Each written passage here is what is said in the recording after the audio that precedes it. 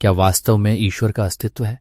यह प्रश्न युगों युगों से मानव मन को उलझाए हुए है।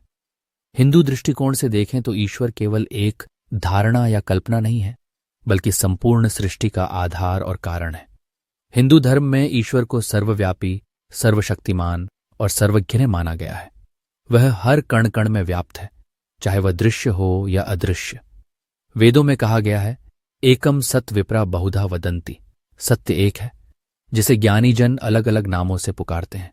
हिंदू दर्शन अनुसार ईश्वर का अस्तित्व प्रकृति के नियमों, जीवन की जटिलता और ब्रह्मांड की असीमितता में स्पष्ट झलकता है। जब हम सूर्य की रोशनी, हवा की सरसराहट या एक छोटे बीज से विशाल वृक्ष का जन्म देखते हैं, तो हम उसमें ईश्वर की लीला और उसका चमत्कार महसूस कर सकते हैं। उपनिषद कहते हैं कि आत्मा, जिसे ब्रह्म भी कहा जाता है, हमारे भीतर ही है। स्वयं को जानना यानी अपने भीतर बसे ब्रह्म को अनुभव करना, यही परम सत्य की प्राप्ति है।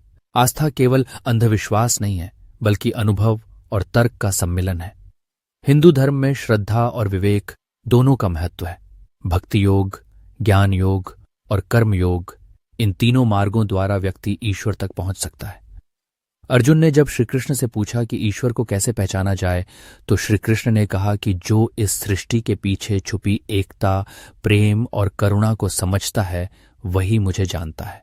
विश्वास के लिए कोई जबरदस्ती नहीं है, बल्कि यह अपने अनुभव, शास्त्रों के अध्ययन और गहन चिंतन से उपजता है। हिंदू दर्शन हमें स्वतंत्रता देता है कि हम स्वयं खोजें, प्रश्न करें और उत्तर पाएं। ईश्वर में विश्वास केवल एक विचार नहीं, बल्कि जीवन को अर्थ देने वाली शक्ति है, जो हमें प्रेम, शांति और आत्मिक संतोष की ओर ले जाती है।